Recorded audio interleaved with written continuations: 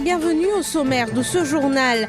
Sky2B s'est présenté à la police ce jeudi. Jean-Patrice Kevin Dina nie être l'auteur d'un vol de 20 000 roupies à la station-service de Rochebois samedi dernier. Il comparaîtra devant la justice demain pour une mise en accusation provisoire. Un policier de 26 ans épinglé hier, il aurait commis un vol avec violence sur sa voisine, gérante d'une boutique à Triolet. Les licenciés de Palmar limités toujours dans l'incertitude, ils n'ont pu rencontrer le Premier ministre aujourd'hui. Et puis dans le monde, le cardinal Barbarin, condamné pour son silence, remet sa démission au pape. Bonsoir à tous. Le chanteur Sky2B s'est rendu à la police cet après-midi, accompagné de son avocat Jean-Patrice Kevin Dina, a nié les faits qui lui sont reprochés, soit d'être l'auteur d'un vol de 20 000 roupies à la station-service de Rochebois samedi dernier. Toutefois, Sky2B a été positivement identifié par des témoins. Le chanteur comparaîtra devant la justice demain pour une mise en accusation provisoire. C'est la deuxième fois qu'il se retrouve mêlé à une affaire de vol allégué. L'enquête est menée par la CID de Port-Louis Nord.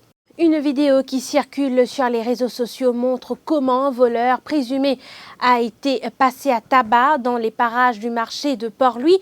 Sur la vidéo, on peut apercevoir un homme à terre et roué de coups par deux individus. L'homme agressé aurait volé le porte-monnaie d'une femme avant d'être rattrapé par des passants.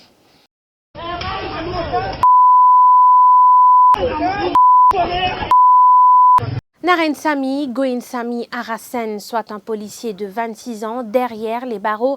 Il a été épinglé hier alors qu'il venait de commettre un vol avec violence sur sa voisine, gérant d'une boutique à Triolet. Déguisé en vieil homme, ce constable du poste de Piton a blessé la dame au couteau avant de repartir avec 70 000 roupies. La commission anticorruption appelle à la vigilance. Certains individus se font actuellement passer pour des enquêteurs de l'ICAC.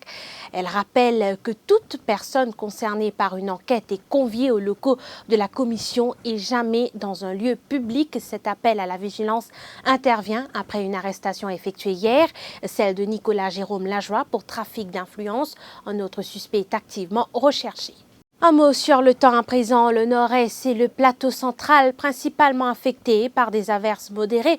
En cause, une brise de mer. Selon la station météo de Vacqua, les nuages devraient progressivement se dissiper et du beau temps est prévu pour ce soir.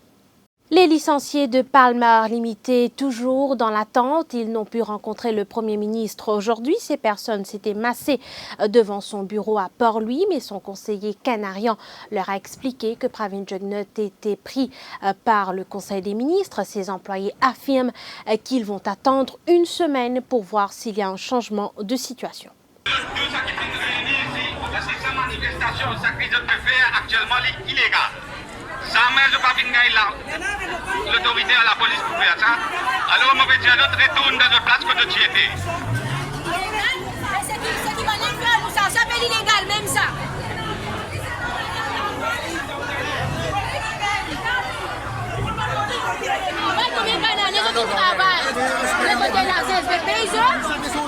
La loi dit carrément là, donc tout travailler est protégé par la loi. Je n'ai droit à un salaire, je n'ai droit à la fin du mois un salaire et la fin de l'année un bonus de fin d'année. La loi dit aussi quand la fin chez les îles, qui tout travailleur mérite une compensation d'après le temps de service. Mais pour Palmar, mon papa tout ça du tout. Et les membres du gouvernement ont animé une conférence de presse cet après-midi. Le député Zuber Djumaï soutient que l'option de redéploiement des employés est actuellement à l'étude. Donc hier, Thierry Lagesse, dans une interview, vient dire que c'est pour lui, c'est le salaire minimum introduit par nos gouvernements sous le Prime Ministership de Pravin Jugnauth. Pour nous, c'est une mesure historique, le salaire minimum. Pour lui, il vient dire que c'est ça qui fait cause la fermeture de l'usine Palmar. Nous pouvons dire et nous dire à la population, non seulement ce statement n'est pas correct, en plus, il est malhonnête. Parce que ça, l'usine là, le gouvernement finit suivre ce track record et en ce moment, le gouvernement finit ouvrir ce dossier-là, finit en priorité, c'est régler le problème social qui ça finit causer. Le gouvernement est entièrement solidaire avec les employés et nous venons dire que ce statement-là, non seulement n'est pas correct, mais il est malhonnête. Autre crise cette fois après que l'usine Future Textiles est passée sous administration judiciaire hier. Les 35 employés d'une des usines qui travaillent pour le compte de Ram Mardemoutou et Bernard Maigret, Tex Washing and Tex Services, dans l'incertitude. Cette usine située à Baie du Tombeau a été lancée fin 2014. Certains employés n'ont pas reçu de salaire depuis décembre.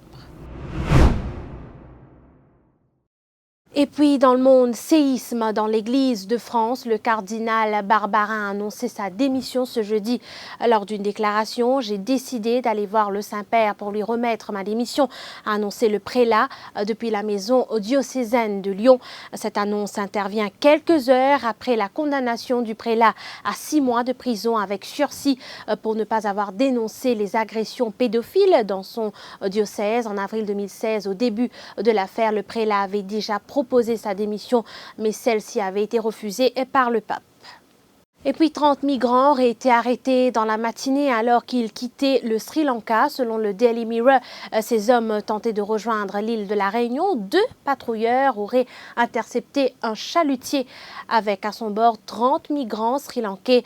En tout, 7 navires sri-lankais ont tenté de rejoindre la Réunion depuis l'année dernière. Sur l'ensemble de ces bateaux, 5 ont rejoint l'île l'an dernier, 1 a été intercepté et le dernier a accosté en février. Ce qui nous amène à la fin de ce journal. Merci de l'avoir suivi. Vous le savez, l'info c'est en continu sur le www.defimedia.info.